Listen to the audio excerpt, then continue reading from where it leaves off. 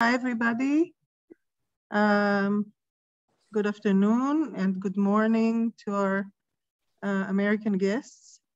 My name is Nili Shalev. I'm the Vice President of the International Division at the Israel Innovation Authority. We will start in a second. Please, if possible, mute your microphones if you're not speaking. So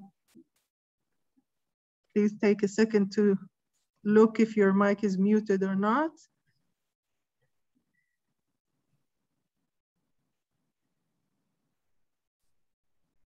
Thank you very much.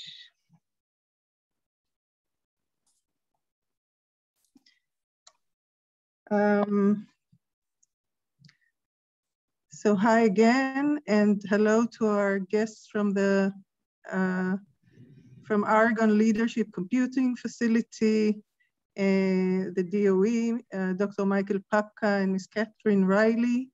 I hope that Daniel Blumenthal is with us as well.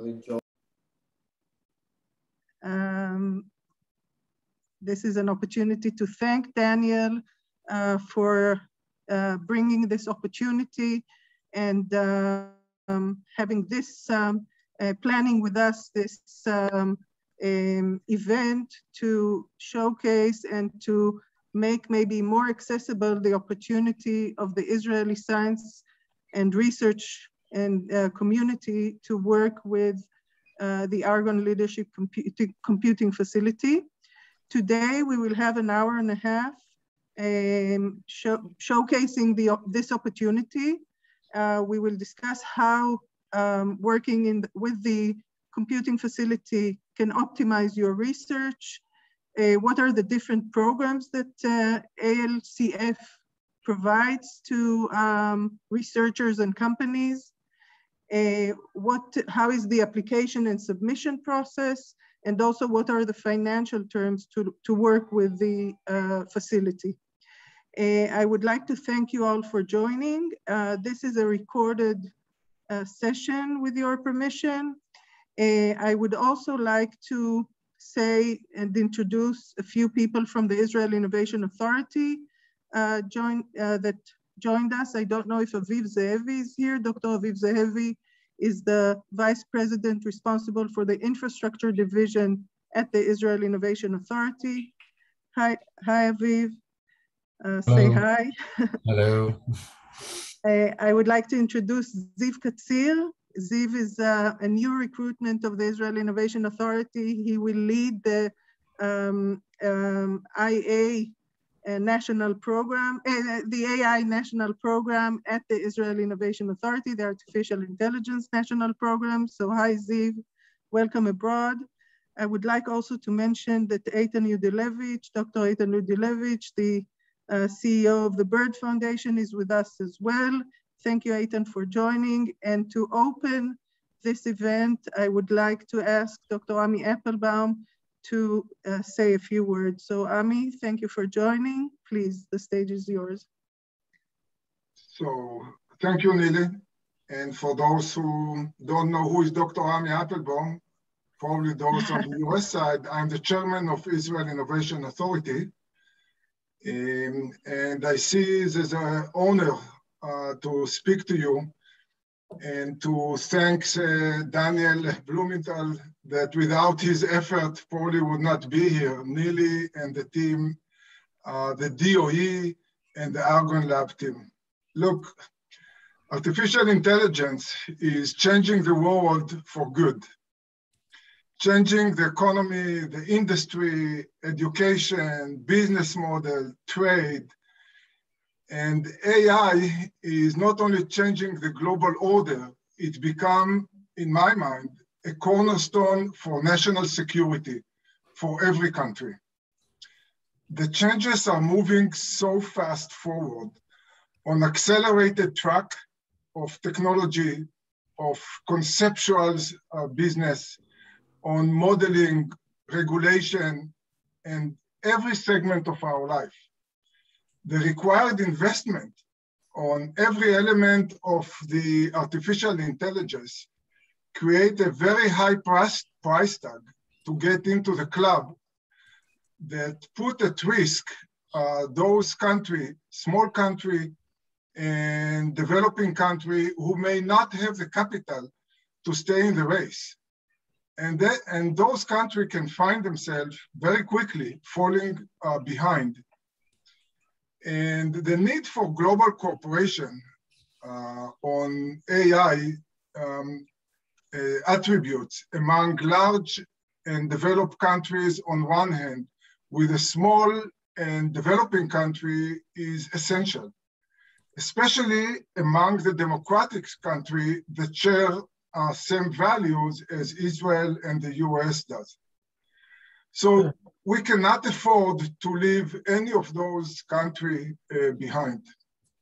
As such, the US NSAIC, National Security Artificial Intelligence Council initiative, as well as a DOE initiative to collaborate and to open the lab and facilities to friendly country is so essential and so timely and so welcome by us. Israel economy has been growing very, very fast prior to the pandemic and has been accelerated, as strange as it sounds, throughout the pandemic, headed by the high-tech industry. One of the fastest growing segment in that accelerated technology in Israel is artificial intelligence. That said, Israel do not have a local high-power computing to save that industry, to save the academia, to serve the public sector. That gap, the lack of the capability, can negatively affect Israeli companies, the public sector, and to keep us kind of slowing down on that critical path.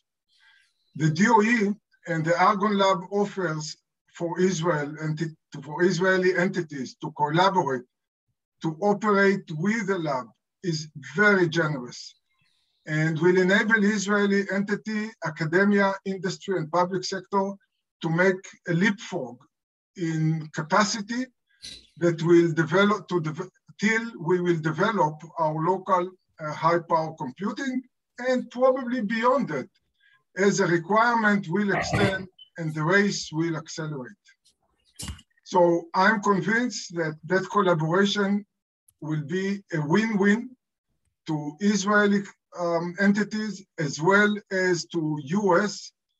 And I'm convinced that that the collaboration will take us beyond the hurdle of the lack of high power computing in Israel. And as you may know, we are looking into set up, but I'm sure we'll never be in a position to have the capability that the US has. So thank you very much. And for everyone who participate in bringing us here and looking forward to even grow up and accelerate from here.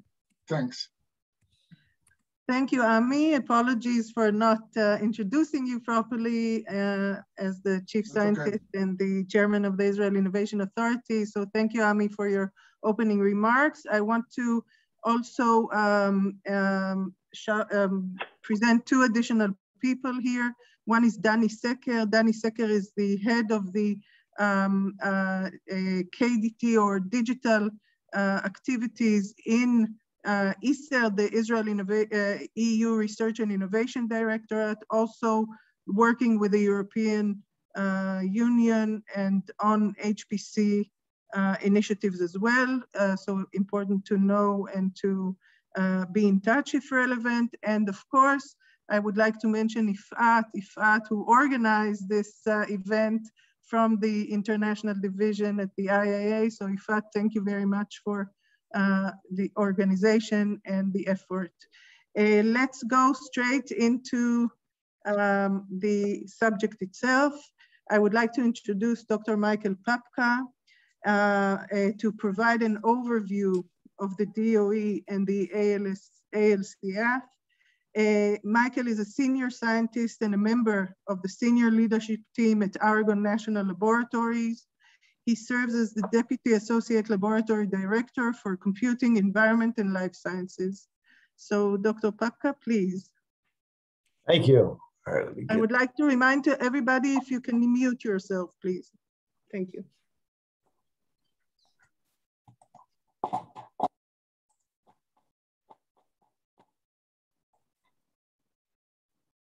right, can everybody see my slides? Yes. All right, Yes. perfect. All right, great. Well, good morning, good afternoon, I guess it's good morning here in Chicago. We definitely want this to be a conversation, so Catherine and I will present some materials, but I was here maybe 6 weeks or so ago for a very short 5-minute talk. There'll be some slides that overlap with that general introduction. But that session ended with a lot of questions. So hopefully we can continue that conversation. So I'm going to talk about the Argonne Leadership Computing Facility. It's one half of DOE's Leadership Computing Facility. And so much of what Catherine and I talk about today isn't just tied to Argonne. It's tied to the LCF as a whole. And that means both at Argonne and Oak Ridge. And so this is more resources than you'll see just in my talk. So a little bit just about the lab. The lab came out of the Manhattan Project at the end of World War II, really focused on peaceful use of nuclear energy, development of nuclear reactors. But since that time, computing has been an integral part of the process. One of the first things that Argonne built was its own computer based on the design from Princeton, and that was aimed at doing science. And we have just continued that tradition since then. We've been operated since the 1940s by the University of Chicago, and that continues today. It's a great collaboration, great connection to that institution. The lab itself is very much organized like a university. We have computing, environmental, and life sciences, where Catherine and I live, which focuses on all the computation, computing research at the lab, as well as biology and environmental science. We have the Energy and Global Security Directorate, which is very much the applied area of the lab. Photon Sciences is a large international user facility. I'll say a little bit about that in a second. And finally, Physical Sciences is where kind of our basic science happens. And so from the standpoint of computing and things that you'll hear today, Argonne is a great place to have a significant amount of computing research in support of all these other areas. And I think that really makes us a better facility and continues to lift what we do computing up. One of the things that the national labs are, what makes them so unique and why they're such a resource to the US and to the world is these user facilities. And this goes back to the opening remarks about just the sheer cost of these ventures. And so the two big user facilities at Argonne are the Argonne Leadership Computing Facility, which I'll spend the rest of the talk talking about, but also the Advanced Photon Source.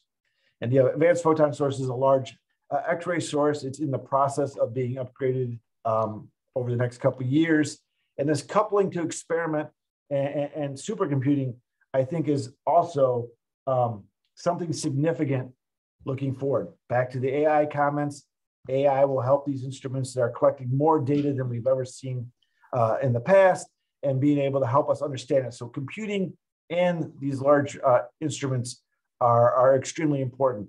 Also at Argonne is Atlas, which is a accelerator, the Center for Nanoscale Materials, and ARM, which is the Atmospheric Radiation Measurement Facility, which is a large facility for collecting environmental data. So I'll spend the rest of my time talking about computing.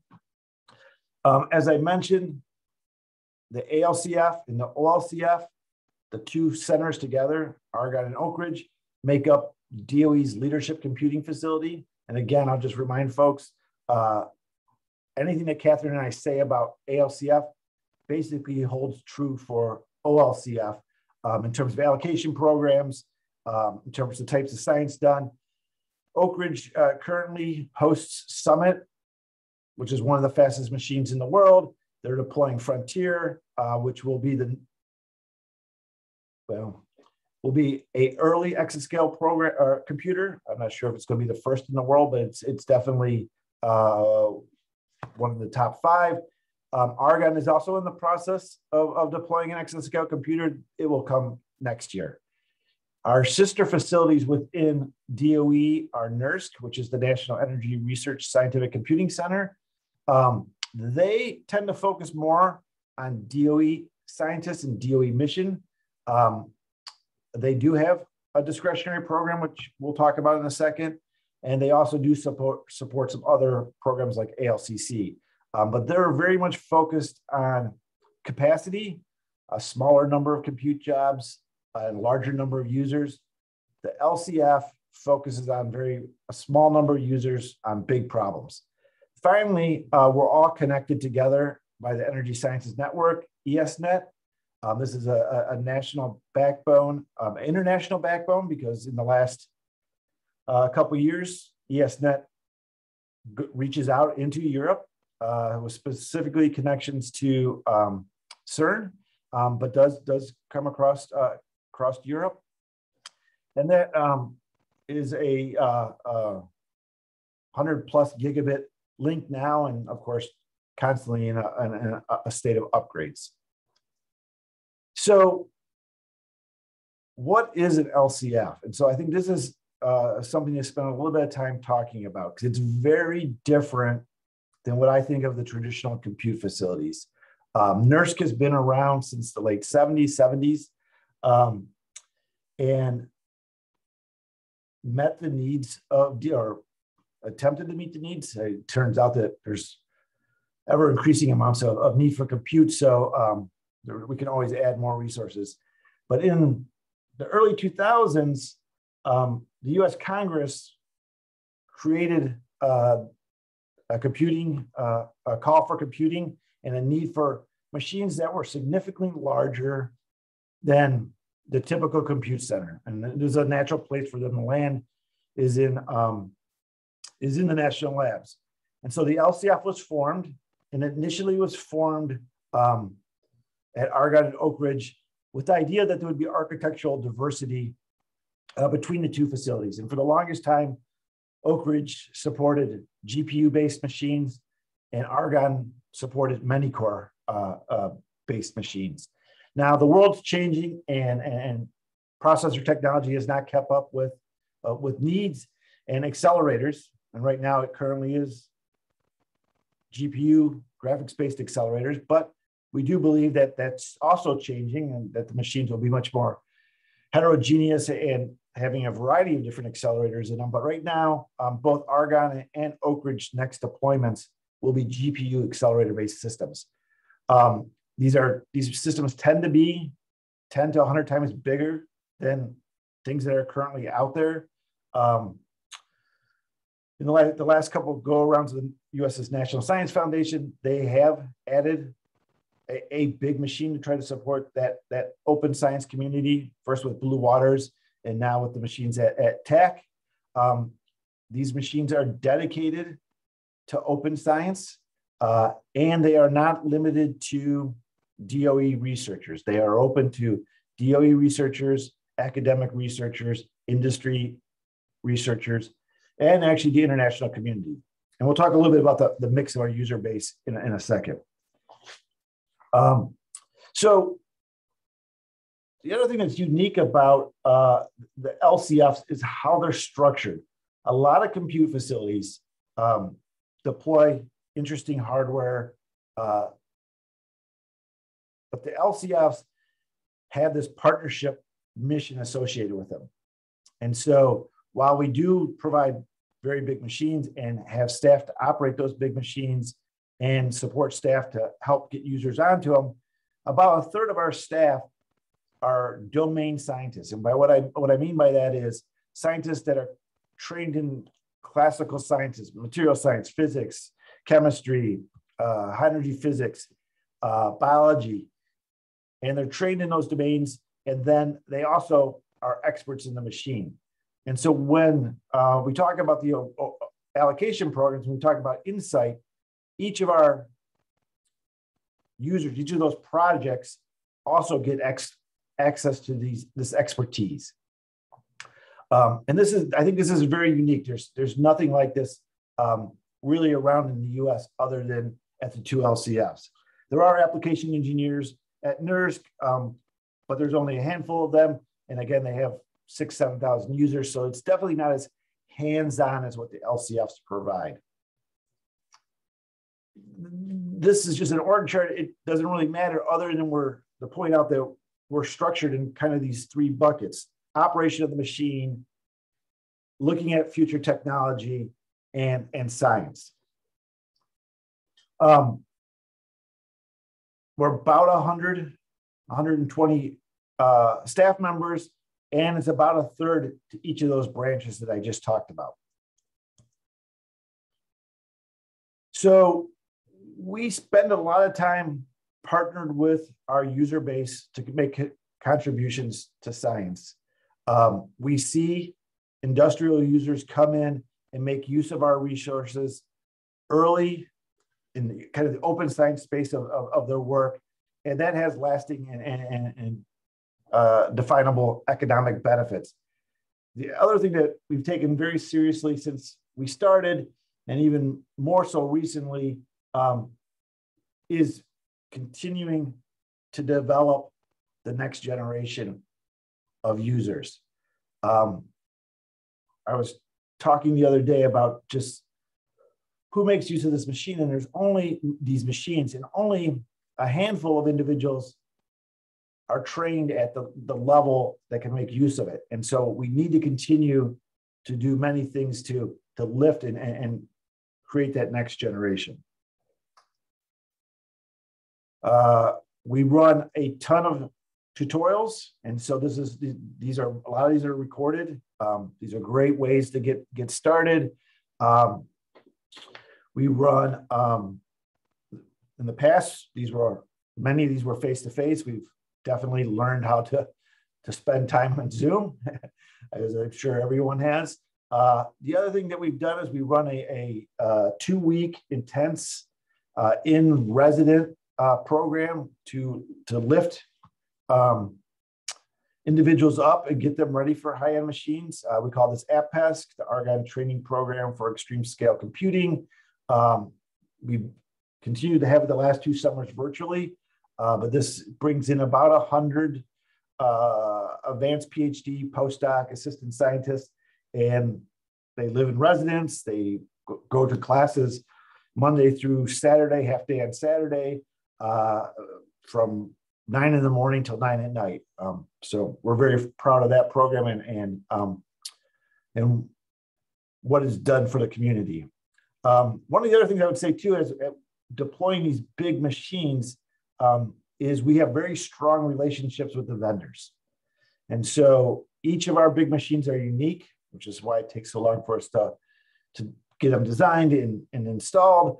But this is done in strong partnership with the computing industry.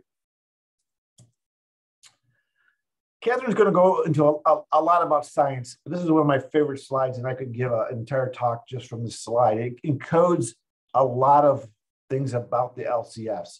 Along the top here, you can see from our foundation formation in 2004 through last year, the growth in the size of the systems, and in turn, the size of allocations that we provide to the community. In 2018, we changed from using core hour counts to node hour counts. So you'll see that we're at 5.9 billion core hours in 2018, and we dropped back down to 71 million. And that really kind of came from the design point of the current systems being these hybrid CPU, GPU systems. The 2x, 3x, 4x overlay across the top is how much these machines are oversubscribed. And so as we talk about the availability of the programs to the international community, it's a very competitive community.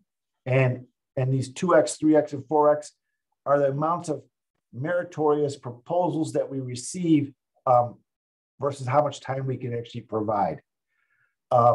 Again, we tend to have in our Insight program a small number of projects. You can see the third column here, or the third row here, of projects supported each year. These are extremely significant amounts of compute resources. And I won't even go into the bottom, since those are just highlights of the quality of work that comes out. You know, we see things from Science and Nature and PhysRev that just give you a feel for the caliber of the science being done. So just to look back at the past year, and again, this is very US centric, we basically have use from across the entire country. We provided over 1 million node hours of compute time to greater than 350 active projects. We were at all-time high in our user facility numbers, over 1,100, and a significant number of publications. And these are publications by our users, but it's not uncommon, again, back to our close collaborative nature of our scientific staff with them, for our staff to be co-authors on those publications. You can see the breakdown of users by how they define themselves. We're about 50-50 between academics and government users, around 100 industrial users. So just a little historical where we're at. We started in 2004 with an IBM Blue Gene L. This is one of these great partnerships. We worked with IBM for a number of years through the L, P, and Q series of the Blue Gene line. And why that's so important is what the compute you need for kind of commodity commercial computing is not necessarily the computing that you need for scientific computing. And as we designed and worked with IBM on these three systems, by the time NERA came, the Blue Gene Q in 2012, it was very much designed for high performance computing and doing science. And it made it very efficient. In 2017, we installed Theta, which was Knight's Landing-based system. We were originally set to deploy a version of Aurora in 2018 with a follow-on version of those Knight's Landing chips. But at DOE's request and given the opportunity to push for an exascale machine, we delayed Aurora to 22. And it now will be another GPU-based system based on Intel's Ponte Vecchio graphics accelerators. Well, I'm super happy to announce the CEO of Intel last week, the week before, publicly declared the size, which we had not talked about, of Aurora before that, in excess of 2 exaflops of performance. In between Theta and Aurora, we deployed a significant GPU system that got augmented Theta and added the Crux and Polaris systems, which are also helping us get ready for Aurora. Crux is an AMD-based pure CPU system, and Polaris, which is in its final portions of installation and will be available to certain users in January, and our hope, the general wider area community in June of 22, is a AMD NVIDIA-based system. I'm happy to share these slides out. I won't really say much about Aurora. There's a lot of literature out there online, but this is a nice summary. It will be a hybrid system. It will be 2 Intel CPUs, each with 6 Intel GPUs. It will have a significant amount of high bandwidth memory when it's per node when it's completed, and a very, very fast high performance storage system, this new Deo system that Intel is developing. And I think both of those things are unique about our system. The other thing I said, I alluded to the 2 architectures Oak Ridge being GPU and Argonne being CPU based for a long time, both next systems being hybrid CPU, GPU. One of the things that Argonne's taken a strong interest in is AI and AI for science. And to that end, for about the last 3 years, we've been doing what we call an AI pathfinding. We're working with startup companies.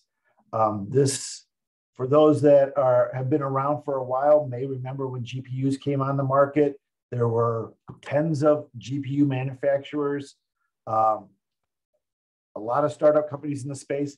But right now in the AI accelerator space, the exact same thing is happening. Very exciting innovations are occurring. And we're working with a number of those startup companies to look how their product applies to science. Right now we have a Habana system from Intel, we have a Graph Core system, a Grok system, a Samanova system, and a Cerebus system. These have been, we have been doing science on these systems, and we have been tying them to the larger resources. And so I'm super happy to announce that we have a Supercomputing 2021 Gordon Bell finalist that couples some of these AI accelerator systems with traditional supercomputers to enhance the scientific process where they're in a loop feeding back to each other.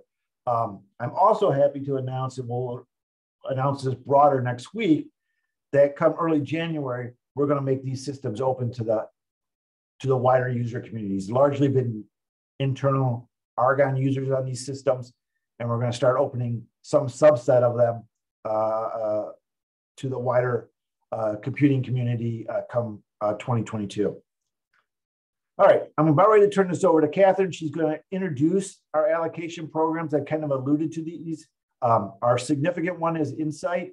That's the slide that I showed a few minutes ago that talked about Great Works. It's really our premier program. We also support a program very specifically aimed at DOE mission priorities in the ALCC space.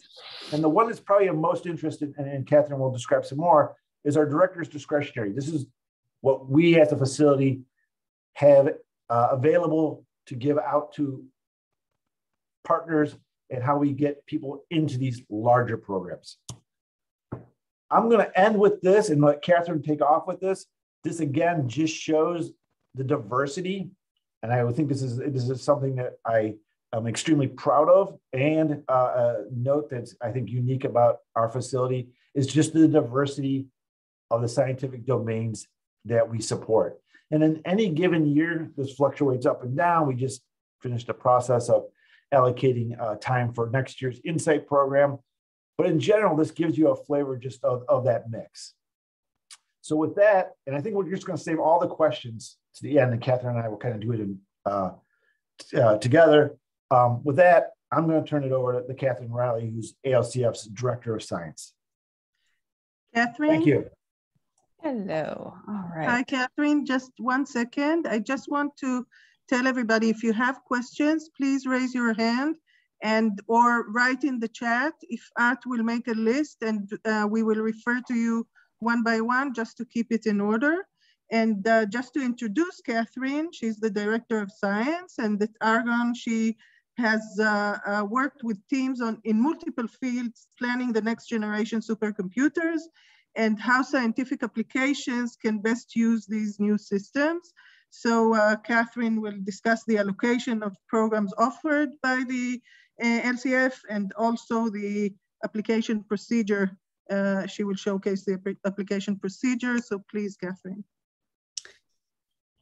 Right. So as Mike said, I'm literally picking up from the same slide he had.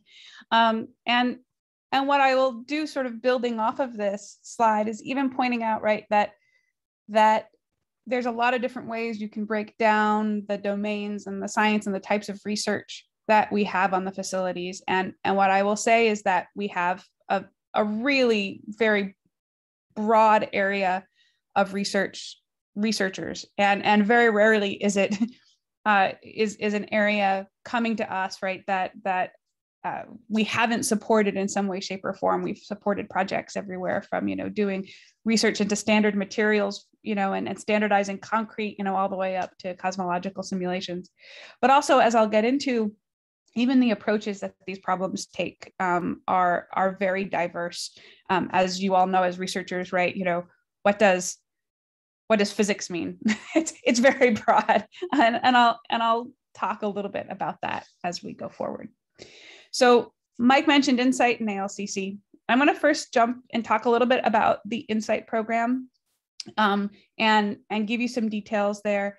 But before I do that, I will say that one of the reasons we have so many details about InSight, besides being our flagship program, is this is a program that we jointly run with our sister facility at Oak Ridge, right? So this is one that we completely execute through the decision process. The ALCC program that Mike mentioned, the Oscar Leadership Computing Challenge, is the DOE sort of attempt to support their mission on the leadership computing facilities. So it is not actually necessarily limited in terms of who could apply. It's just that the projects within the ALCC program tend to need to be supporting whatever the DOE research priorities are at that particular time. But that cycle is July 1st to June 30th. So they're single year awards starting in July of each year and wrapping around. I will say that, the ALCC call just opened today, and we'll have links, I think, to going to the appropriate places later in the slides. But I'm not going to talk as much about that. And primarily, as I said, it tends to be very focused on DOE mission, although that does not necessarily exclude anybody here. But I can talk in a lot of detail about InSight, and a lot of the things that wrap around InSight can also be applied to to ALCC. So for InSight, this is our flagship program. I will get into sort of the details of how these things are reviewed, but fundamentally, we are looking for high impact science and engineering research. InSight stands for Innovative and Novel Computational Impact on Theory and Experiment, right? To give you some sense, right? So we're looking for work that is high impact that can't be done elsewhere. Generally, InSight awards are 1 to 3 years, and they start on the calendar year. So you can expect that the call opens in the spring of, so for next year, in spring of 2022, the call will open for the 2023 InSight awards. The call closes in mid-year at the end of June, and that's when we start our review process. So as I mentioned, the merit criteria for InSight or the general criteria for InSight really is primarily the merit criteria. There is no requirement for your source of funding, no requirement for your location. All researchers are welcome to apply. What we are looking for is research campaigns that have a potential for high impact that could not be done elsewhere. High impact is very broadly defined, right? So that can be, you're looking to an answer to a particular problem that is really important for your community. It can also be generation, say, of data sets that the community really needs, or development of technology that the community really needs. It's really quite broad. But this other component, right, of not just high impact, but that you wouldn't be able to execute this elsewhere. It might be because the time to solution takes too long. There's something specific architecturally you need at the leadership computing facilities, that is driving that, or even potentially sometimes the collaboration that the facilities can offer. But fundamentally, it's something that, there's a good driving scientific reason why you need to use these large scale systems. And sometimes just going into a little bit of detail about how these proposals are assessed will give you some, idea of what I'm talking about. So the primary review on all InSight proposals is the peer review, right? Just like with papers, right? So we have reviewers that we collect that are experts in the domain areas, and we actually bring them together for panel review in September. So this is, domain experts sitting around discussing all of the proposals and looking not only at their science merit, but also if they're trying to tackle a problem in a way that the panel believes is appropriate given what they're trying to do, but also is this the right team, right? Is this a good team in place to execute the work? And given all of that, right, is the resource they're requesting appropriate, right? Does this make sense given what problem they're trying to tackle, or are they asking for far too much or far too little, right? We really think they've underestimated this. But that is the primary and most important part of the review for Insight. Almost all decisions are really based on what comes out of the peer review. But we also do a second review that the facilities do, which is reviewing the proposals for how ready they are to use the leadership computing facilities. As Mike mentioned, right, these are not just sort of commodity systems.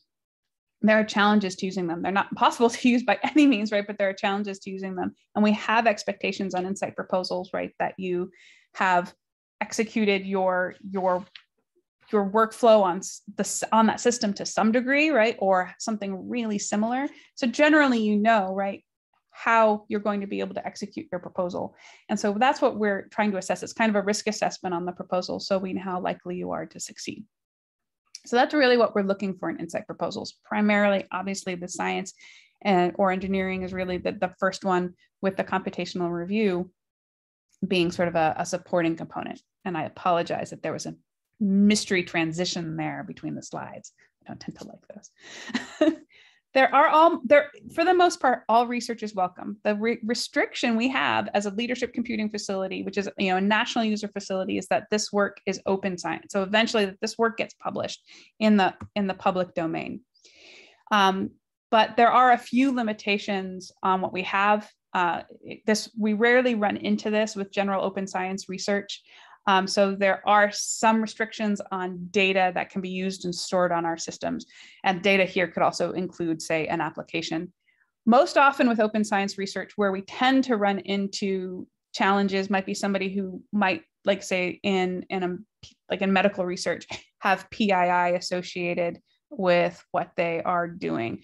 But also other flavors of classified information require it might completely be impossible and require conversations, right? And I just feel the need to put this up here, but to point out that even when we're talking, this is what I put up in front of US-based researchers as well. These are the level of restrictions we have, right? So it's really meant to be very broad and not very restrictive. All right. And I wanted to dive into like some more specific, like Mike had this general breakdown of our users. I wanted to sort of show you a breakdown for Insight for this current year for 2021. Primarily, say, in the pie chart on the right, you see that this is a little US centric in the way it's labeled. So I do apologize for that. But the US and government here is sort of broken down, is that breakdown is really US universities, US government institutions, which here entirely mean national labs, but with about 10%, which kind of fluctuates up and down a little bit for international. I will say, though, this pretty much reflects the proposals we have coming in. So in the sense that this isn't like we had 30% international proposals that were whittled down to 10%. I think this is actually pretty reflective of what we tend to see from the proposal mix that come in. We had oversubscription this past year of about 3 to 4.5. It kind of depends on what specific system you're looking at and how you break it down by like how meritorious proposals were. But the short version is it was rather oversubscribed. And perhaps another really important factoid is of non-renewal proposals. So new proposals coming into the program, 35% were accepted. So it's about a 1/3 acceptance rate within Insight for new proposals. And again, that kind of oscillates a little bit from year to year, but this is pretty consistent that it's approximately a 1/3 acceptance rate. So we rarely expect people to jump in from nothing or having never used, say, with the ALCF and be completely ready for Insight. That's a tall order for almost anybody, even the most experienced teams. And so this is where the discretionary program that Mike brought up really, really comes into play. The director's discretionary is a resource that we have complete control over. And the idea, especially in the context of becoming a new user at the facility, is that these are allocations you can get. They're relatively modest, they're small, but they're quick turnaround, right? We are not asking you to write a 10-page proposal to get a director's discretionary. We're asking you to write a few paragraphs about your intent for a proposal. Say, for example, I'm working on developing an insight proposal. I need to port my code, test it, scale it. And these are available year round. So there's no open call for a discretionary award. It is generally open at any point. And again, you can get to the link directly off of our website. That link is also at the end of these slides. Generally, these tend to be about a 3 to 6 month. And the other reason for that short time frame is like we like to check in with the director's discretionary program projects to sort of see how they're doing. You know, it's often case with the discretionary projects that they might run into a wall, and as new users, maybe not even be sure the right direction to go to resolve it. And so we like to have a frequent check-in. And the primary way, the most effective way we found that is just to sort of say, you know, at a 3-month boundary, can you just check in with us, you know, send in a request, we need more time because we ran into these problems or not. That tends to be the most effective way we have for that. So this is completely open. We encourage people to apply. Even experienced users of the leadership computing facilities tend to get directors' discretionary awards to prepare their insight proposals. Fundamentally, like that kind of data is really valuable going into either proposals for our major awards for Insight or ALCC. The other thing is that we don't expect people to just figure this out all on their own. I think that's a very tall order. I would argue that high performance computing is still really a domain of sort of apprenticeship and learning from other experts, and not necessarily something that's easiest done, you know, on your own at your desk. And so given that, we have a really broad training program. So Michael mentioned a bunch of this, right? But I wanted to sort of call out a handful of things that you might explore, because while there are training events, which are fantastic because you can talk to somebody and really just, you know, here's Mike, you bring your code and you're like, I'm trying to get my code working. And that is, you know, for example, that's what you would do at the computational performance workshops or the simulation data and learning workshops. That's really one of the things that they're focused on. There's also a large number of things that we do that you can sort of check asynchronously and work on asynchronously. So we have articles on our webpage. We have webinars that we do. We have best practices that we really try to encourage. We have a lot of other ways that we engage in broader communities, including things like how do you develop scientific applications and other events. And I strongly encourage folks to explore those, because they're not only focused on current systems, but they're really focused on generally how to develop your science and engineering capabilities for HPC in an effective and, I would say, really sustainable way. This is something that is of really big, high priority for the computing ecosystem within the DOE right now, because, you know, I've been doing this for 25, nearing and on 30 years, right? And you have this, we had for so many years, right? This cadence of a new machine comes in and you sort of reboot your application if you want to be very high performant. And so we're really looking at more sustainable ways of doing this. A lot of this documentation is starting to tackle that and really introduces some of the technologies that we're looking at to increase that sustainability of the work you're doing on your scientific application, because these are important tools, right? You don't want to be tossing that work away. So I highly encourage you to take a look at this and, you know, dig in a little bit and explore, but also, as I said, the training events, we've had a lot of success doing these remotely in the past year and a half. We, you know, like everybody, we're sort of concerned about how well they would work remotely. And they've worked really, I think, quite effectively. We found a lot of good ways to make them be useful for everyone. Given that, I also just wanted to sort of finish with a sense of the different types of problems, the different types of approaches, the different type of workflows that we have, and even some of the ways that influences the way we as a facility are running. We have everything, right, you know, from traditional simulation work all the way up to very complex, detailed workflows. And I would emphasize that, you know, one of the most exciting things is that we do have that diversity, and that these applications are so able to effectively use the resource this way.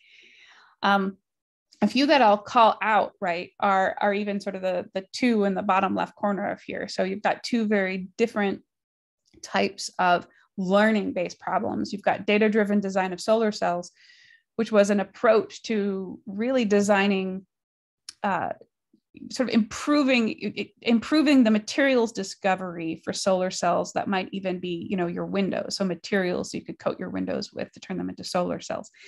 That in of itself, I think, is a really cool engineering challenge and science challenge to do. But one of the fantastic parts of this was a really almost just deployment version of learning technology, where they were using learning technologies to mine scientific papers and identify good candidates, and then using that along with other learning technologies to steer simulation to help whittle down devices and roll down potential devices. And at this point, they're even in building the test models of the results that they've found from this project. In contrast, right, sort of still in this learning space are things like AI-driven drug discovery. And the reason that's different, I bring that up, is that this is not only using learning technology to discover new potential drug treatments, in this case for SARS-CoV-2, but they're actually doing this in very innovative ways, right? Really pushing the learning technologies as well as pushing the science that they're trying to do. The other thing that I wanted to touch on, this is kind of one of these slides, right? You might infer it's packed, right? So I could talk about 1,000 things from these different slides. But one of the other things I wanted to point out that is happening a lot at this point is a very tight coupling of the work that you might be doing, say, on a supercomputer with either a source of data that's coming from far away or even locally. So we've got a lot of projects that are coupling experiment and simulation at the same time, or experiment and even analysis and analysis of that data and steering of the experiment going on the facility today. And as a direction, we see a lot of areas heading. In this case, we've got 3 dimensions, 2 microscopes, and 1 code, which was developing a tool for this part, potentially a tool for this, and sort of really taking rough data, 3-dimensional data, and trying to reconstruct.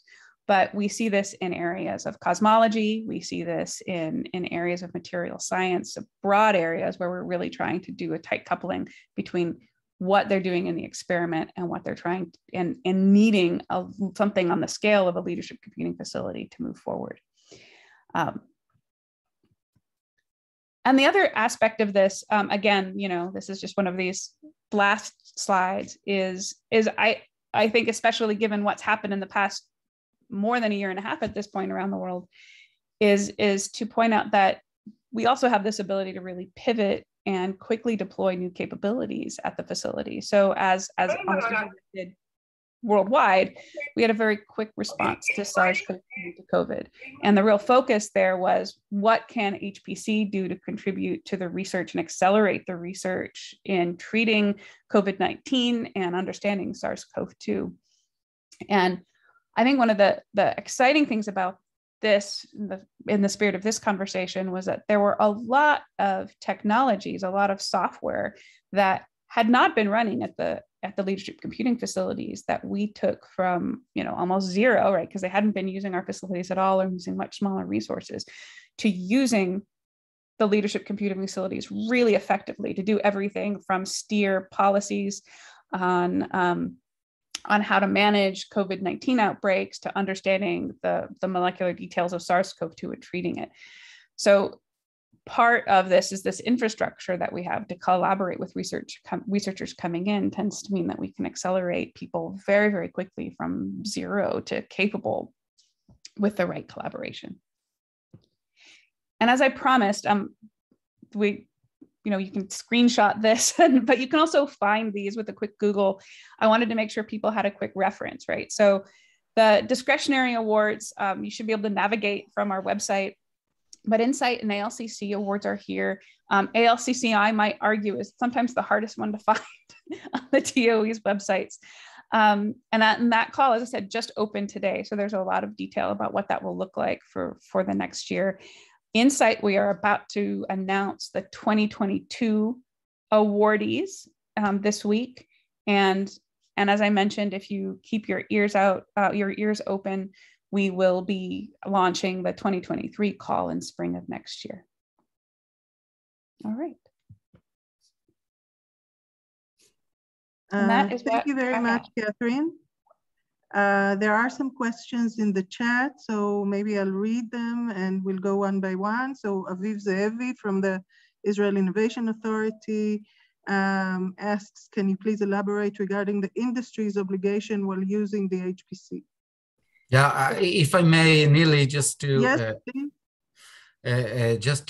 explain what I mean. So we've seen that you have only 4% of the use of the HPCs by industry. And before that, you have mentioned the obligations of people who are using it and also the capacity you are giving per project. So I'm not sure how relevant is the HPC for the industry, and if so, are they obliged by any open access obligations that, as you have mentioned before? Well, so I might say two things on that first, and then maybe Catherine could even highlight some of what industry's done on the machine. The two things that I'll say that one is an observation. Because of our requirement, because of what our expectation is for the user, only the biggest companies have that expertise in-house or have codes that they've developed that scale to our machines. A lot of industrial users come and talk to us all the time, but they're using desktop solutions. They're using commodity commercial codes that don't scale to our system. Now, one of the best partnerships we had with Mira was with a company called Converge Science, who have a commercial code that's used by a good portion of industry around fluid dynamics and that.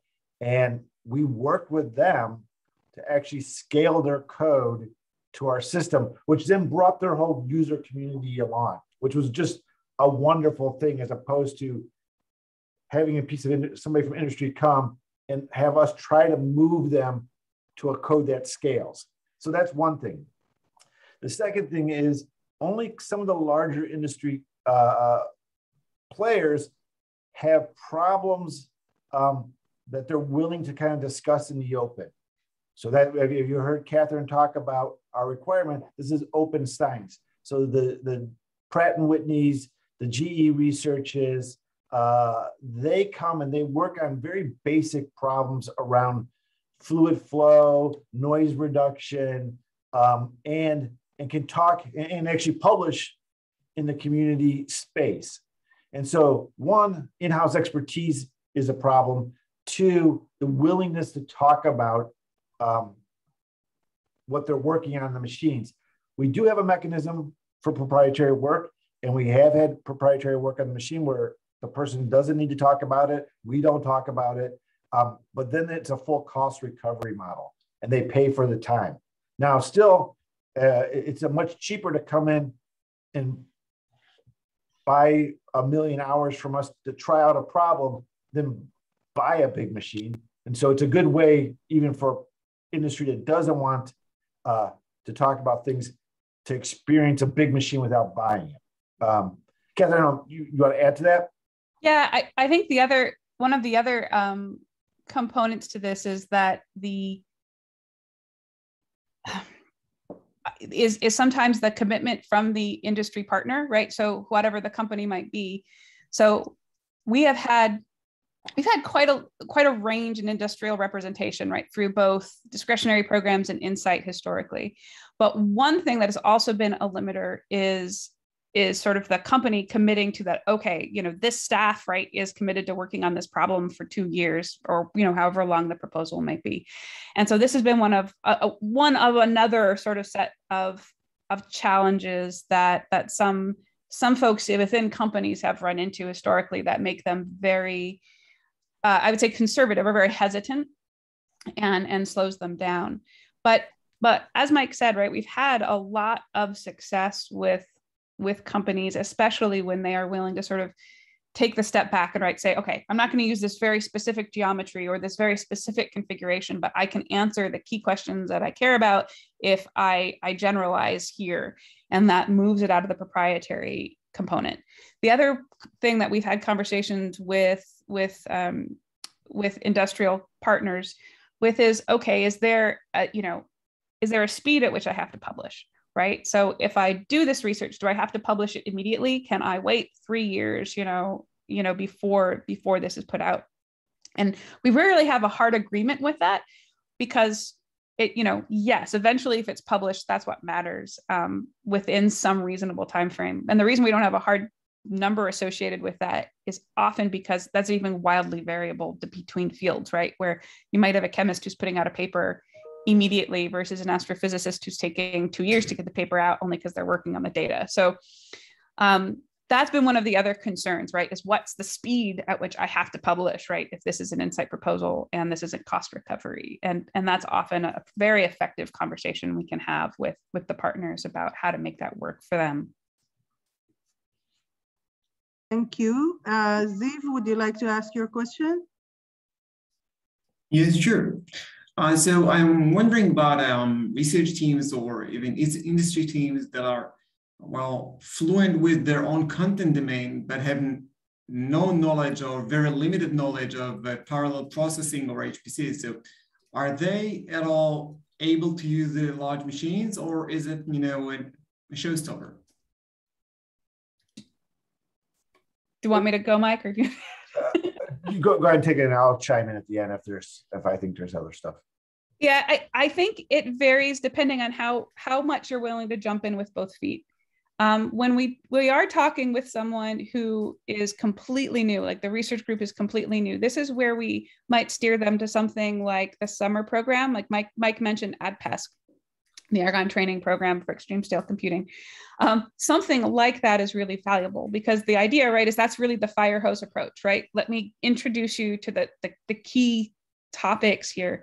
And we've actually had a lot of success with this exact model coming out of that program, I'd say, where somebody really, or someone is a little bit more specific, but too varied, I should say, where a research group is really just looking to get started with this, and they're trying to connect the dots and understand what vocabulary they need. I think one of the other components to this goes back to something I said. While I think the world is changing a little bit with high performance computing, I still think it is one that is well served by collaboration, or apprenticeship, depending on sort of the age of the researcher. and so this is where I think, conversations and sort of long-term conversations with people in HPC can help familiarize people with these concepts and point them in the right direction. If there are grad students or postdocs that you have in your team, this is another great way that we've done this, right? So we host students, we have postdocs in the facility, and oftentimes our approach there is, this is your chance, right? This is your chance just to dive in and learn everything you can and absorb it. So there's a few different approaches, right, that I just spoke to, but generally, right, if the team is excited and interested and wants to sort of absorb collaboratively, right, what's going on, that's really valuable.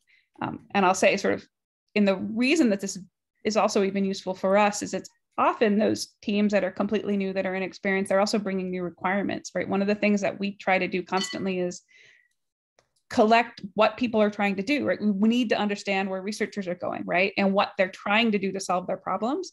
Otherwise, we can't build the facility the right way, right? Otherwise, we can't have the right people. We can't be thinking about the right technologies. So it's also helpful for us doing these things, right? Having these collaborations, having, bringing the postdoc in and giving them the fire hose, but also getting a little bit of a fire hose back. So it's useful to us too. It's not just selfish. It's a little selfish. So I would just add there, we don't have the resources to take somebody's science and paralyze it. But we are huge fans of collaboration and partnership. We're happy to host people. Like, as Catherine pointed out, it's much easier to move code forward, move your idea forward if you're sitting next to an expert. And you can walk and get take COVID off the table. But in general, it's easy to go get a coffee, have a conversation with somebody. But, it is our expectation that, people pull themselves up with us helping. So we're happy to host visitors. We have great training programs. We have great online stuff. And all those, I think, help. One of the things that we kind of alluded to, and it was on a couple slides, at various points in time, we see a need to move in a direction for a community. and we'll put some special things in place. So the ADSP program, which was listed under the director's discretionary, and I don't think Catherine and I really spoke to it, was an attempt at that, right? So about 5 years ago, we saw the need, a community developing that needed to have the big machines to do their science around data and AI. And so we put this ADSP program in place where we, the facility, funded a postdoc to help move a science forward. And it was a great partnership actually with a researcher who splits her time between Cambridge and Argonne's Advanced Photon Source to move her science and get it onto our machines and do interesting things around AI and solar dyes. So there's a lot of opportunities. It's probably the best thing to do is to start a conversation, and then we can point out in different directions what's possible. Thank you. Gideon Klimer asks, what do you do with the HPC systems from last year and the previous years? That's a great question. We get that question all the time. As a facility director, you know, I'm like this great hoarder, and I never like to give up anything, and we keep it around. So we ran Mira for from 2012 till, well, I think we just turned it off last year. So we tend to run them pretty long. And at that point, we do make a call out per DOE rules to DOE initially and say, anybody in the complex want this machine? By the time we kind of give things up, they're usually, not necessarily because I thought Mira was great, but it was 48 racks in size. Each rack weighed 2 tons. And you could actually go out and buy something today that was, you know, nearly as powerful, that fit in, you know, a tenth of space. So often we don't get people asking for the hardware at the end. Now, the system before that, Intrepid, I'm pleased to say that we sent four racks of the system to North Carolina State, and they incorporated it into their education program. So we try to run them into the ground, and then we do offer them up to folks, first DOE and then a wider audience. I think even for Mira or Intrepid, there was a supercomputing center in Australia that was still running some of the machines, and they kind of looked at it for parts. But then, you know, you start looking at cost of shipping things around and said, oh, these things are too heavy. No, thanks. So, but yeah, hopefully that answers the question. Okay, let's move forward because we have a lot of questions and not a lot of time. So Alon Rubinstein, you have a few questions. Would you like to ask them shortly? And we'll continue afterwards. So take all your questions, please. Alon, we can't hear you. Can't you hear me? Yes. Yeah, can you make it louder, please? Okay. Hang on. Is this better? Yes, please. Okay. So if I'll try to sum up on the concept of what you're doing, you're basically saying we have a huge computer capacity, and the edge that you introduce is by having the ability to take a good researcher and connect them with the computing power by giving them either training or adapting your systems to what is best for the problem. Would that be a good summary? There's not a lot of adaptation of our systems. I mean, what we're looking for is people that have problems that need our system. And we used to talk about it really in kind of flops or cycles, but we've relaxed that requirement to it's unique, right? So you could actually have something that wasn't terribly computationally intensive, but needed all the memory on the system. Otherwise, you couldn't do it. And so we are much more flexible in our definition of what leadership computing is, but we want people with big problems that need the resource. Along the way, again, we're very much interested in furthering science. And so, you know, first and foremost, good science problems are there. If the computational expertise isn't there, but, you know, we're going to cure cancer. Well, of course, Catherine and her team are going to work as hard as they possibly can to get that person on the machine, you know, to do something good. And her examples of COVID were great examples. I guarantee you, not all those researchers were leadership computing users prior to COVID. Now, I don't encourage us to have another round of COVID, but it really did show, you know, with the right focused effort, what you could do to get good science done. And I'll add, I think that's where, you know, the science staff is crucial, right? So the approach we have is that we have the science staff there specifically to be collaborative, to figure out, right, what can we do to get you to where you need to be, right? And we sort of, you know, figure out that relationship and those steps along the way. I will say with, you know, the adaptation of the facility, that's really looking, you know, at the out years, right? Sort of as we're thinking about the future of where the facilities go, as we're deploying new systems, as we're deploying new capabilities, like, you know, it's not just about the compute, right? It is about how the data you're generating, the value of that data. Can we deploy a better system to share that data or help you curate that data, you know, and things like that. So that's a sort of a longer term picture rather than say the immediate term of collaborating to sort of figure out, you know, can we help you get to a place where you're very competitive with insight, right? And able to execute the work you're interested in. I think it's a good point too, because we're constantly in acquisition mode, right? So Aurora is not deployed. It's coming next year. But one of the things that Catherine and I spent a significant amount of time on the last month is starting to plan for the next machine. And that's where that requirements gathering and talking to what people need is there.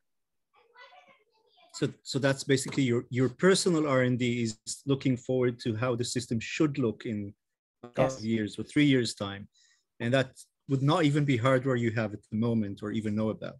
That's right. So the skill set that you need to acquire are sort of DevOps/MLOps in one sense, and science integration from scientists on the other end.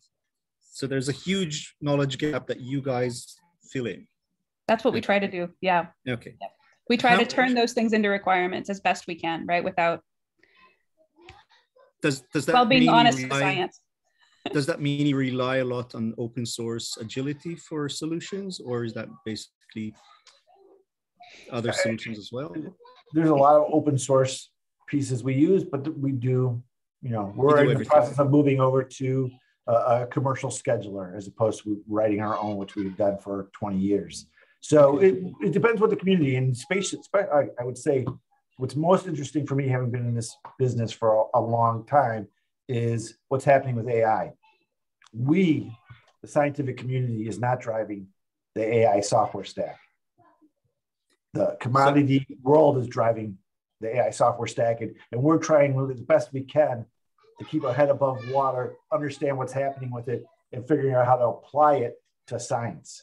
One of the things that we spend a significant time now is how do we get this AI software stack to scale across the scientific problems that people are bringing us? You know, it's not designed to work in that mode. And so that is a huge effort. And it's so rapid right now, that explosion, because everybody's doing it. How do you keep up with it? It was much easier in the HPC days. Just, you know, somebody's writing a new version of a communication package to talk across the machine. And there was only 2 or 3 groups doing that, so you could keep track of them.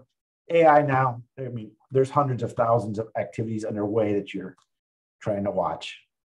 And in you know, sort of related to that, right? But it's kind of in the different direction, is I think the more experienced community, where you're looking at, say, the programming models you're using to develop, you know, parallel programming for a scientific application, there is a lot more push those into an open source, completely open source model, right? So as we're looking for the new technologies, people are really hesitant to adopt proprietary ones, right? So within the larger conversations we have, we're looking at solutions that are not, you know, CUDA-based, you know, NVIDIA solutions. We're looking at things, you know, that might be SYCL-based or OpenMP-based, or even Cocos and Raja-based, which is sort of a larger framework, right, for your application. But and this is not just us, right? This is, I'd say, the conversation we're having with the scientists looking at this. They want to avoid that. So there is a lot of more of an an open source push in some areas. It's the areas that we control versus like the AI ones where we don't, right? Like we're kind of at the whims of what Google is pushing for. I think that's actually a great point too, as you think about your venture into the HPC space, is that program portability, right? So if all of a sudden everybody writes their code to CUDA and what turns out to be the most economical and cost-effective machine you can buy at that time is not an NVIDIA-based machine, well, you've got a very big mismatch. So we spend a lot of time talking about portability across platforms and how do we move stuff from generation to generation. Because software is a huge investment. That, it's not as tangible as going in there and touching your big computer and showing pictures of it. But from the standpoint of investment of time and outcome, software is huge. Thank you. We're going to move to Emmanuel Levy, who asked, what's the Director Discretion's award funding rate and how quickly are proposals evaluated? So the proposals tend to have about a 2-week turnaround time. That's our goal, right? So if you submit a proposal, which as I said is a few paragraphs, you should be seeing a response from the team within 2 weeks, if not sooner. The proposals tend to be smaller, substantially, say, than an Insight or an ALCC. You're looking at, say, at Theta, at 100,000 node hours or less. That's the majority, and a few that go more than that. Because as I said, it's meant to be exploratory and they're short term. So what I mean by that is you'll get, say, 3 months worth of time. And if you don't use that, or if you use it all up, you absolutely can request more or request an extension. And so, after your 3 months or 6 months, depending on what's awarded, you can actually request more time and to keep the project going. It's just that touch point, as I mentioned before. But this is going back just to make sure this is clear, just because of the funding rate question, to make sure it's clear that, this is, again, we're a user facility, so we are at no cost. Thank you. Ziv Ben Aaron asks that the pie charts show that biological science had no percentage allocated to them. Does that mean no proposals were accepted or none were sent? So I'm going to jump in, Mike, sorry. I have to go back and sort of check what year that's from, because that's really not quite true. Insight has a very large biological sciences fraction. It might be something in the 20% range. So it's quite large. The overall, I'd say the biology panel, right? And again, this is like biology is like as broad as physics, right? But problems with biological applications has been actually one of the fastest growing areas within Insight, and also even to a degree within ALCC, although less so. It has grown so quickly to the point where we actually sometimes have to have 2 panels for biology because there's so many proposals that come in, a panel can't really quite manage it. So within Insight, that's a very large fraction. You see that number is also quite large within our discretionary pool. Yeah. So looking over my 10 years, 12 years as director, that is probably one of the largest growth areas in computing and also engineering. So we're seeing a lot more engineering codes on the system. These again, back to the open source, heavily leverage community codes that are out there. So not everybody's writing their own. People are using LAMPS, NAMD, and the like to do biology. So everybody's benefiting from improvements to those codes in that space. Thank you, Michael. So Aviv Ophir asks, are embarrassingly parallel projects allowed on LCF? So go ahead, Mike. Go ahead. We don't shame anybody. We don't. No. As long as it's doing good science and it can make use of the machine, it doesn't matter if it's embarrassing parallel or not. We do see a ton of workflows. I mean, this is the other huge growth. This goes back to what is leadership. We see not necessarily one individual thrust could run on a local cluster, but when they want to do 1,000 parallel runs of that code that needs to be done in a timely manner, we're tracking a hurricane or something, then those are perfectly acceptable. It's kind of the time to solution that. And so it comes back to the science. It comes back to the need. But yeah, I think everybody's available to our machines. Yeah, and that's even part of the assessment of proposals that come in, right? So the idea is, if you have an embarrassingly parallel, it's a, or at least easily parallel application, if your time to solution without the leadership computing facilities is prohibitive, right? Just to get, it's years or many months versus, a couple weeks. That's a fantastic use case, right? And again, just like Mike said, it depends on the science driving it, right? But that is a completely reasonable justification to use the resource. The key, I would say, in terms of longer term thinking about that, is what mechanism you have to manage it. What workflow do you have to manage it? Because you don't want the postdoc or you managing, those 2 million runs, right? And trying to make sense out of that. You need a mechanism to help you do that. And that's, something we have helped people with. Thank you. Mike Brenner wanted to say hi, and Victor Al-Khanatis, I hope I pronounced his name right, asks, do you have agricultural related skills among your staff? Have you had any agricultural problem solved on your systems? I like this question. We do not have explicitly agricultural problems or staff specific expertise. We do have sort of collaboratively within sort of the larger family of people at Argonne. This is not quite agricultural, but sort of like microbiome expertise that can, depending on large aspects of the research, could be applied or not. Well, there's also even been some conversations with a few people interested in agricultural problems. So the answer is no. This does not mean they can't be there. First, there's nothing inherent, perhaps that's stopping them from being there. It would be a really interesting conversation. The other thing I would say that, in addition, I alluded to this during part of my talk, coupling to experiments. And so we talked about the APS, the Advanced Photon Source, which is a unique instrument at Argonne. The other side of that is the Internet of Things and the vast deployment of sensor networks. So we are having conversations with folks, that are not necessarily agricultural, but if you're looking at,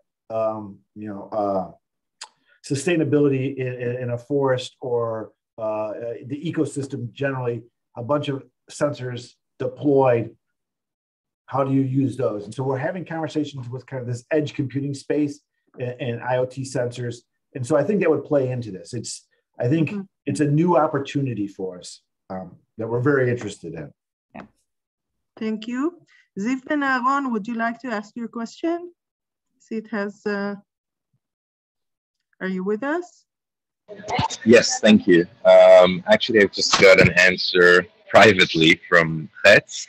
I was asking about AMD's attempt at developing an open source alternative to the CUDA framework, but that may have been jumping the gun. I was going to ask if the ALCF, if you're interested in implementing such a solution in your exascale projects. We won't implement it ourselves, but we are partnering. I mean, and it's actually not just ALCF, OLCF, and NERSC, which are the three DOE compute facilities, have partnered with CodePlay, which is a commercial company, to look at developing portable solutions around HIP and SYCL, as Catherine mentioned, and those are activities underway. Our goal, even with the Polaris resource that Mike talked about, is that we would be deploying the exascale computing programming models, right? So the ones we expect to see on the exascale computing systems, which include the AMD approaches, right, with HIP, which include SYCL, which include OpenMP, Cocos, Raja, all the ones that are on the sort of on the floor right now that everybody's kind of, beginning, sort of doing a bake-off, right, against all of these. And one of the goals for Polaris, at least on the very application-specific side, is giving people a way to have all of these together to really explore and see what works. Now, not every researcher is going to go and deploy their application in all of them, right, but gives those, including our facility staff, an opportunity to do that. We are very interested in all of these solutions so we can move the community away from proprietary solutions. We want to look how to best support sustainable ones.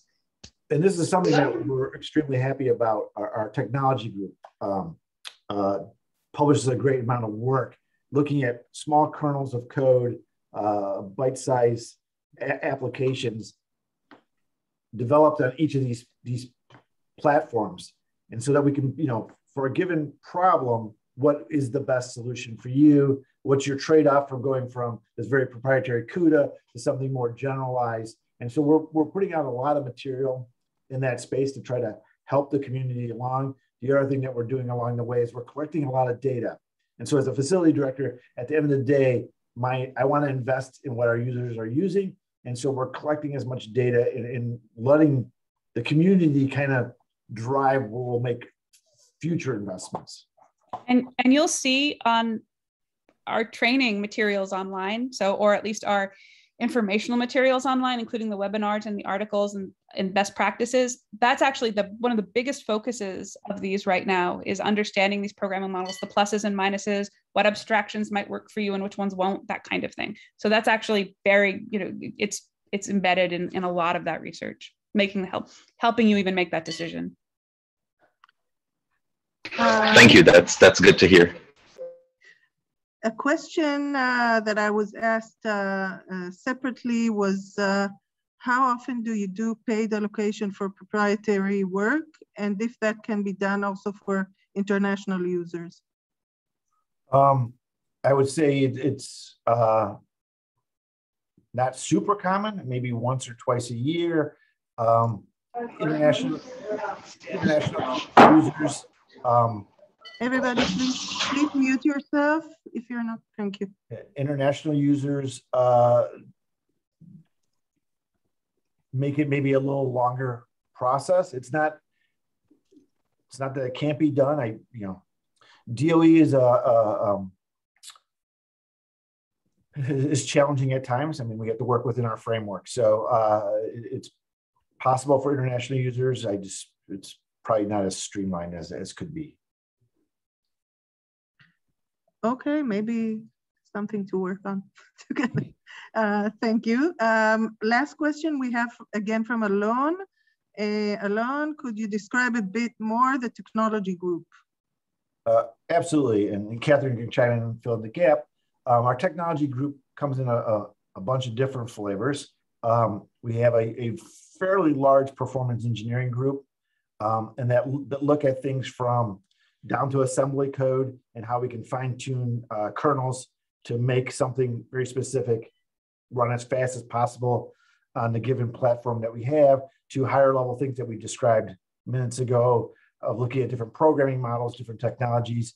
Embedded in that group is a team that's focused on visualization and data analysis, making sure that we can get as much information out of the science that's ran on the machines.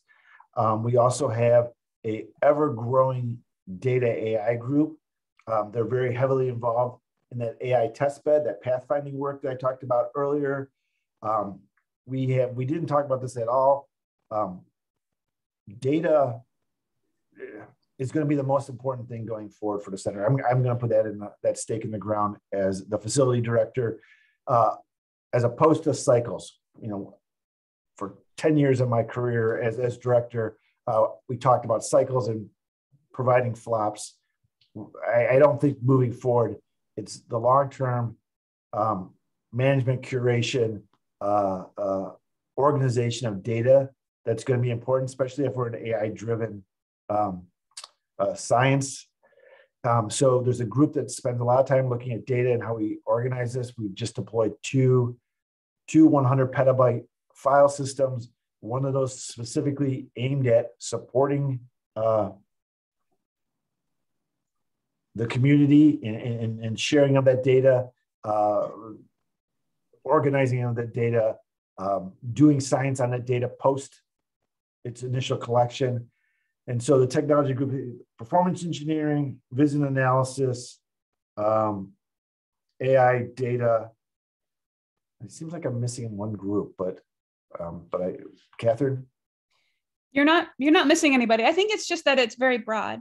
The way I'd also describe this is, right, you have a spectrum of expertise, right? You have folks from, science domain expertise all the way down to you know, knowing every detail about how the computer runs.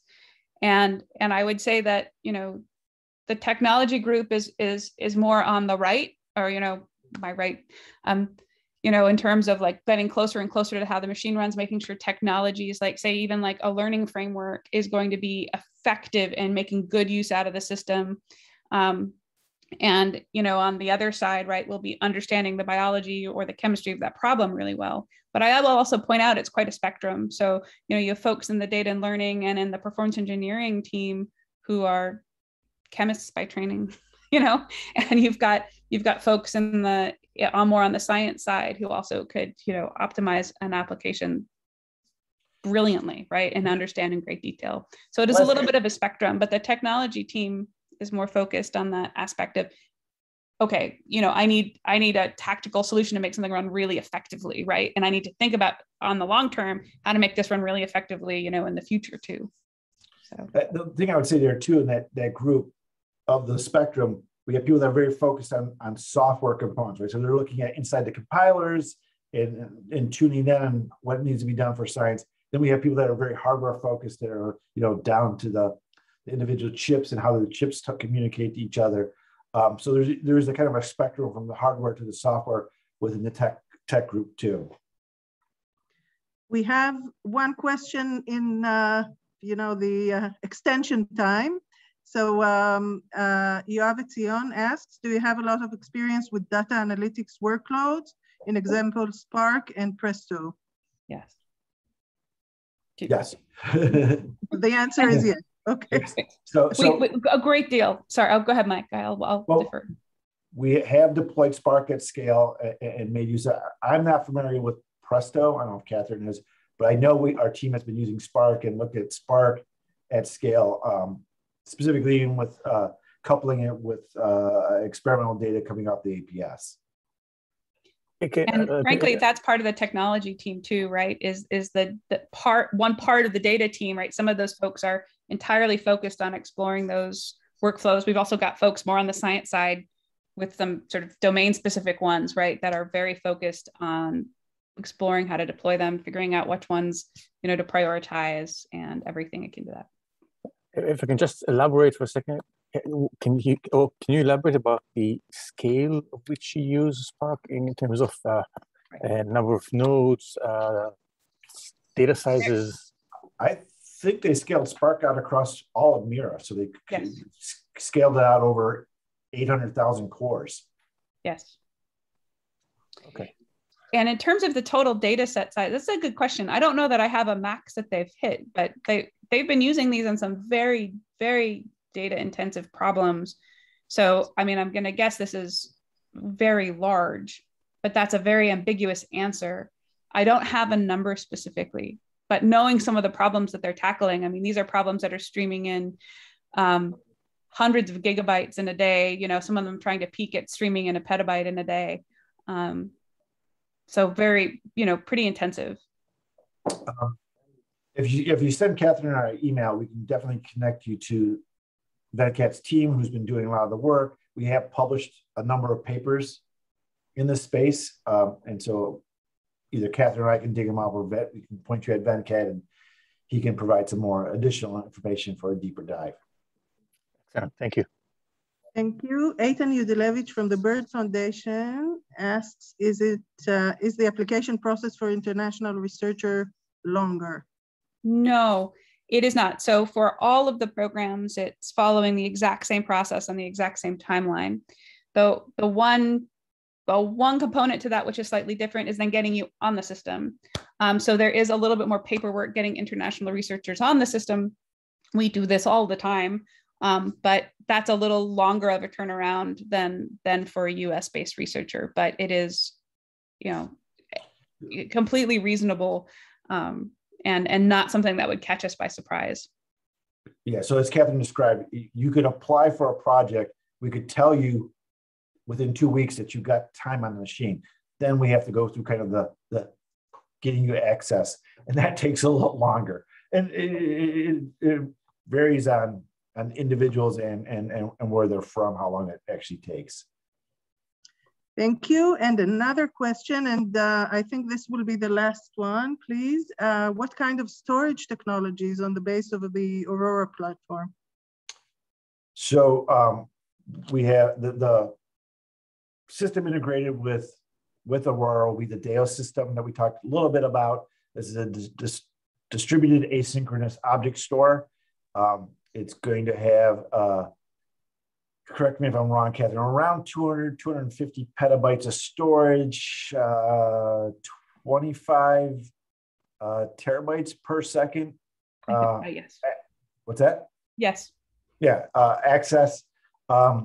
We have a small test bed now. This is new technology. This is something that we're working in collaboration with Intel on. We have a small test bed system here now that we're gaining more experience with it, but that will be at the heart of the near storage to Aurora. Of course, just like we're seeing, I mean, for those old enough, before we had caches and that, we all spent a lot of time managing, memory and moving things in and out. Now we're seeing this just hierarchy, between caches, high bandwidth memory, traditional RAM, near fast storage, slower disk storage, tape. And so we have this whole hierarchy through there. And so the DAOs will be our near fast storage. And of course, the global file systems that I talked about earlier are definitely part of Aurora's design too. So that question was from Ofer Bitan. Thank you very much. If I could just say one thing. Yes. Catherine and I are happy to take questions via email afterwards. If people want further clarification or additional follow-up, please don't hesitate to reach out to us. Likely we'll deflect it to others who are at least for me, smarter than me, but feel free to reach out. So thank you for that. Is it possible to share your presentation? Can we have it and share between the among the participants? Yeah, absolutely. Yes. Okay, so fantastic. We'll send everybody the presentation. I would like to thank you for your time. I would like to thank you for elaborating and answering all the questions. And thank you again, all the organizers and all the participants. So I hope this will be an opening of a new relationship that we can see how what is the demand on the Israeli side and have continuous discussions how we can make this relationship flow easily. So we are happy to be facilitators and to do whatever we can to assist if needed. Thank you very much, everybody. Good night.